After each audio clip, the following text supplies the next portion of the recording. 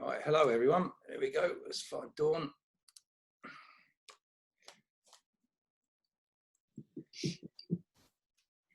Morning, Mark. Morning, Dawn. How are you? I'm fine, thank you. Better night, well, longer night's sleep. We didn't get up until later today. No, first time the alarm went off at 7:20 and I woke up. I feel so much better than yesterday. I felt a bit groggy yesterday. You did, didn't you? I So think that. tired.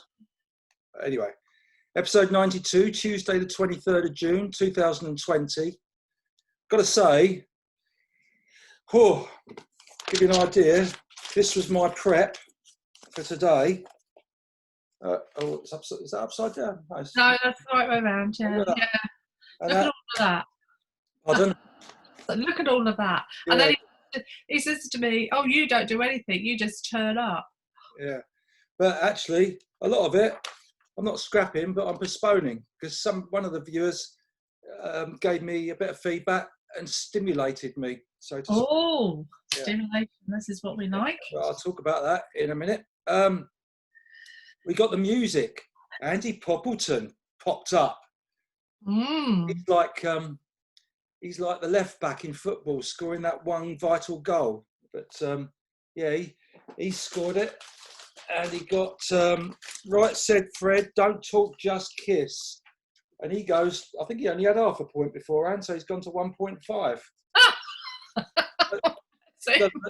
Doesn't affect the leaderboard, but he reckons he's got a big kick down the home straight. So if he scores in every one, he'll be away. So here's today's. We're looking for the link and the name of the song and the artist. And we've now discovered, thanks to the intelligence of the Fulbrook family, that we suspect it's Zoom that's cutting out background noise like music. And that's why it's not picking up that well. But anyway, if it doesn't come out that well, I'll redo it separately. But it adds to the excitement, doesn't it? Because Andy still got it yesterday, even though it wasn't that clear. So here we go. Can you hear that? That was clear. It doesn't sound like music, probably. That's probably confused Zoom as well, I imagine. It's banging. It's like me banging on the table, isn't it? Yeah.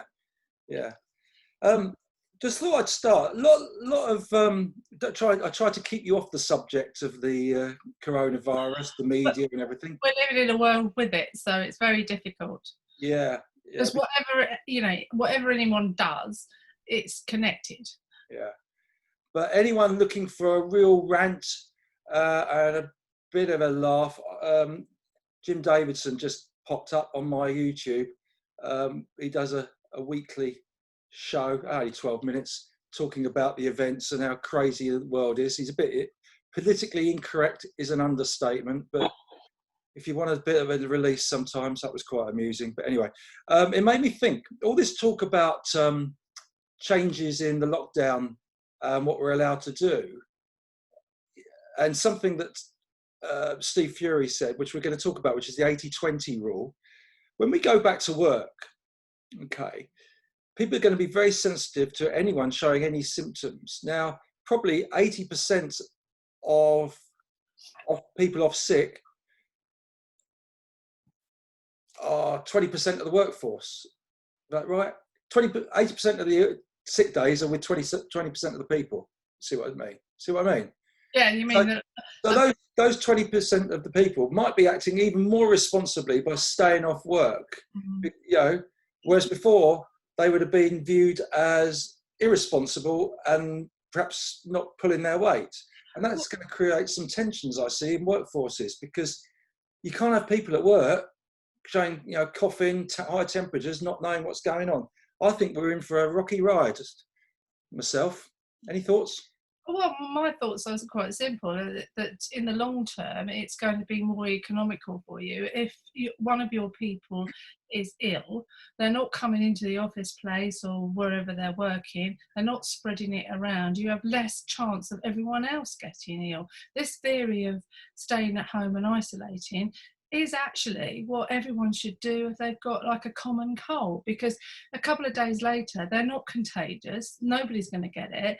And it is about washing your hands, you know, when you blow your nose, throw your tissue down the toilet or something, get rid of it, don't leave your germs to fester. But at the end of the day, I think there's a lot of pressure from employers to say, right, okay, you need to come into work, I need you, etc. There's no sort of like plan B for whatever reason. So everyone's, you know, running their establishments on a tight shoestring, and it becomes very difficult. But if they thought about it, rather than having 6 people off, they will probably only have 1 person off. And it is, in my mind, better to sort of like isolate it. I'm not saying that they're not going to spread it to anybody else, because you've got family and everything else. So, but I think, you know, you cut down the chances. Yeah, I think it's going to cause some interesting dilemmas. Anyway, let's get back onto feedback.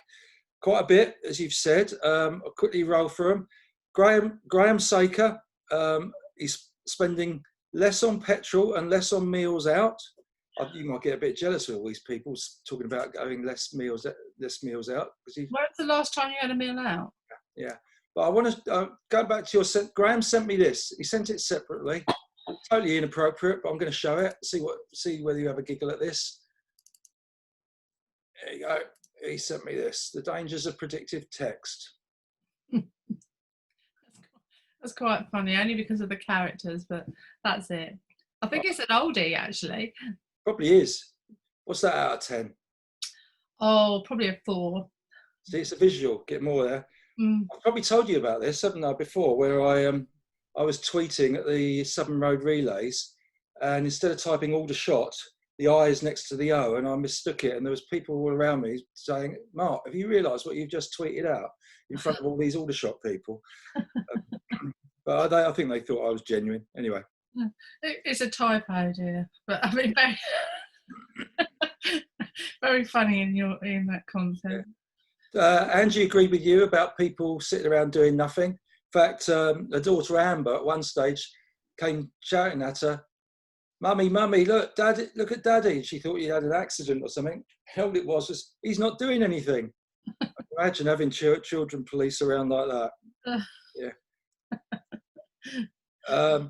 She's done more exercise, cooking, eating, reading, talking, drinking. Crikey, she's been busy, hasn't she?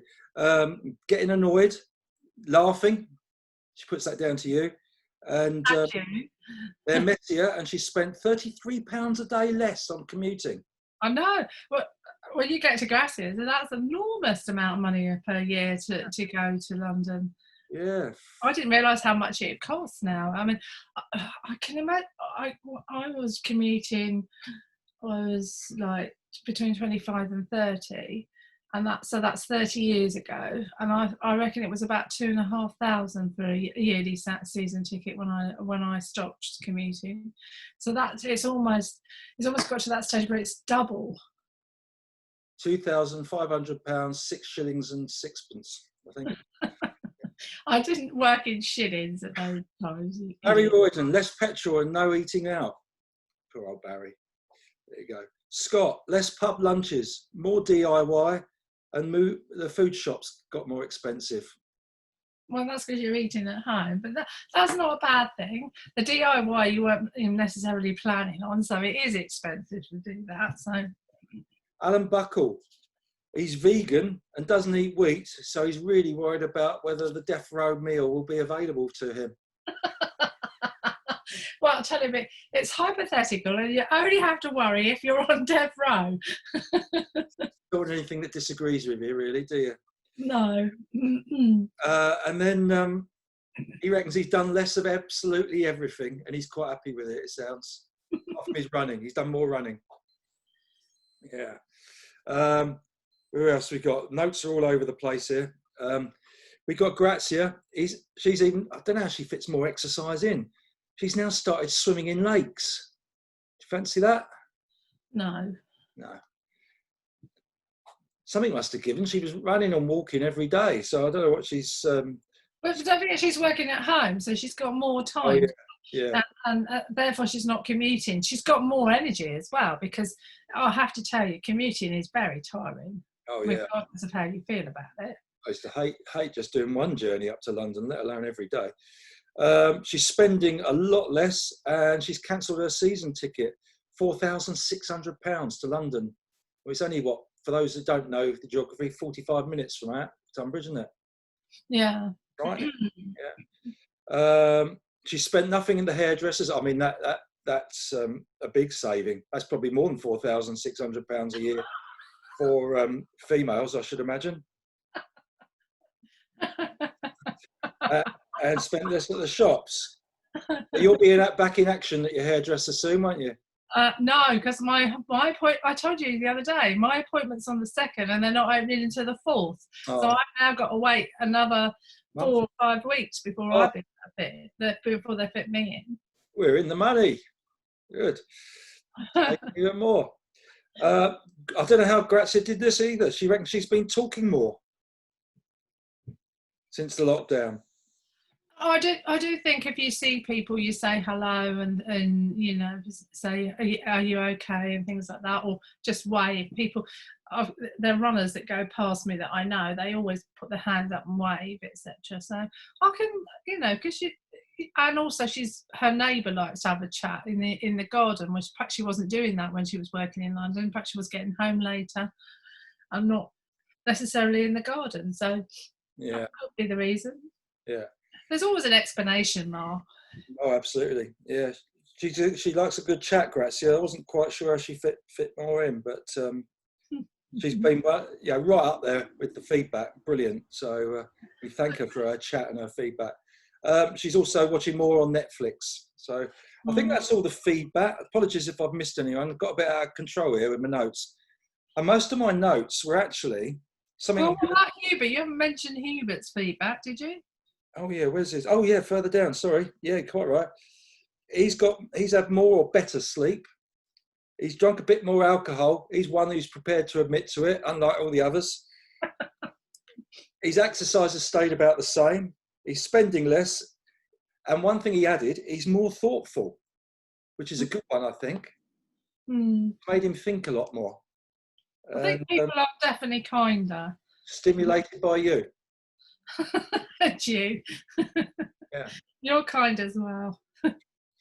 Yeah, so interesting bit of feedback from everybody there. So a lot of my notes were a little bit of research into putting some names in Google of people that give us feedback each day.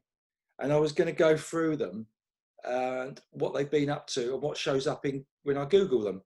But I'm postponing that because Steve Fury actually said the one thing from lockdown that he's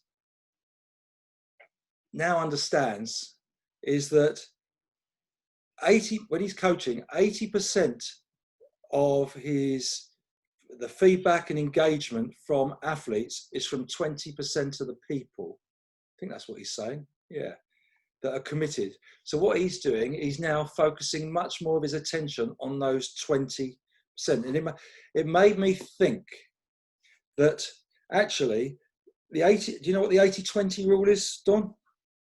No, but I think I apply it to my life anyway, because I don't enjoy time wasters, and you can tell who are people who don't really want to be there, who be, you know, just wasting your time because it seemed a good idea perhaps to do it at the time.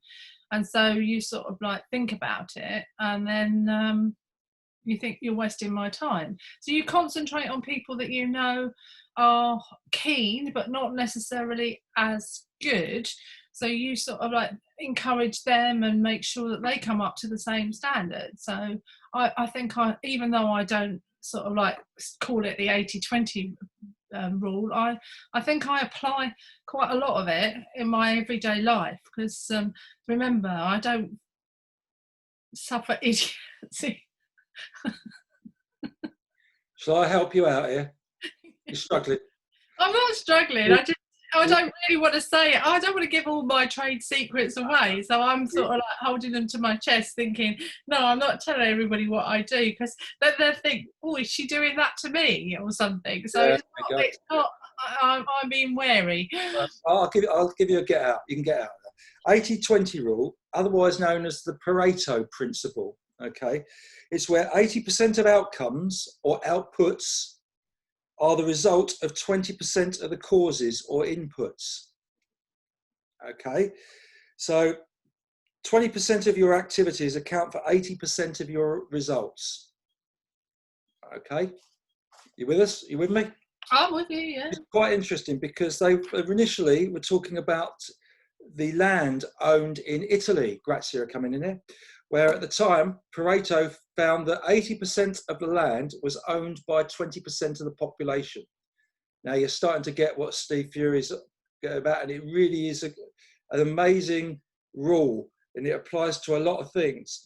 And I'd like people to come up with what it applies to, because, for example, Steve's talking about 80% of his communication and engagement is with 20% of the athletes that he coaches or are in his group. Also, you could say, I can remember looking at it with our business, 80% of our sales were with 20% of the customers, which is quite frightening in a way. And you could look at it two ways. You either have to really look after those 20% of customers, or you have to do something to reduce the risk, because that means 80% of your risk is with 20% of the customers. And when one of our big customers was going into administration, that was a huge problem. So you have to try and do things to mitigate that. And they wondered why, when we knew that they were getting such a large percentage of our business, why we weren't spending so much time and pandering to their requests. You with me? Absolutely, but at the end of the day, there's an old saying that you shouldn't put all your eggs in one basket, which is in effect what you're talking about. No, shouldn't put 80% of your eggs into. Will you start talking about 80%? That's the subject today. I realise that, but every time I say something, you go, "Oh no, it's the 80%." Don't correct me, thank you. Go on, finish it off about your eggs. Go on. Well, the problem being is you interrupt my train of thought. I forget what I'm trying to say. It's ridiculous. Will you be quiet? Shall I stimulate you again? No, don't stimulate me. Just carry rattling on like you normally do. Right. Well, about 80% of miles run are probably from 20% of runners. Well, that's logical. There you go. 80% of goals scored are scored by 20% of the players. Probably. Well, I don't know. But you don't want your defence scoring goals, do you? Well, I wouldn't mind. Yeah. And then at work, I suspect in a distribution centre, 80% of the errors are caused by 20% of the staff. And what would you do about that? Training the 20%. Yeah, you focus on the 20%. You talk to them, sit down with them. You put one of your good people who's accurate alongside them for half a day or a day or whatever to assess them. Yeah. You talk to them, give them all the help you can. You're still going to probably end up with the 80-20 rule, but your errors overall might actually drop. I honestly don't think that you can apply 80-20 to a lot of things. I think you have to think on your feet and deal with the people who are keen to do the things that you're doing at that time. Yes, Steve is probably right with his 80-20 rule in That's not his, it's Pareto's. Pareto's rule, then whatever. But I would not be going around going, "Oh, it's the 80-20 rule." You'd be driving people mad by the end of the day. So it makes you think, though. It does make you think, but not to the extent that you're rattling on about, because at the end of the day, if you apply things, you deal with people who want to do things. And whether that's the 80-20 rule or not, you're dealing with the people who want to do things. Business is slightly different. So therefore, if you've got 80% of your business with 20% of your customer base, you've got to do something about the rest of it, haven't you? Mm-hmm. Okay, well, we'll leave it there. I think we've given enough for people to think about. It'd be interesting how others would interpret the 80-20 rule, or not interpret it, but how they would apply it, and whether it makes them think about any aspects of their life. And then I'll postpone the Google episode for another day, because we've still got eight episodes to go. So good. Really? Yeah. Thank you, Steve Fury. Made me think anyway. Oh, good. Sorry if Dawn sounds dismissive. I'm not dismissive. Right, okay. I wasn't dismissive. I said that, you know, in his case, he's found that it's 80% of his communication is done by 20%. So he's going to concentrate on his 20% because he knows that they're going to go forward and communicate and tell him. And I think I make decisions like that every single day, is what I'm saying. I'm not dismissing his theory, but I am saying that I'm pretty switched on. I don't like time wasters. Goodbye. Excellent. Cheerio. Thanks for that, Dawn. Bye.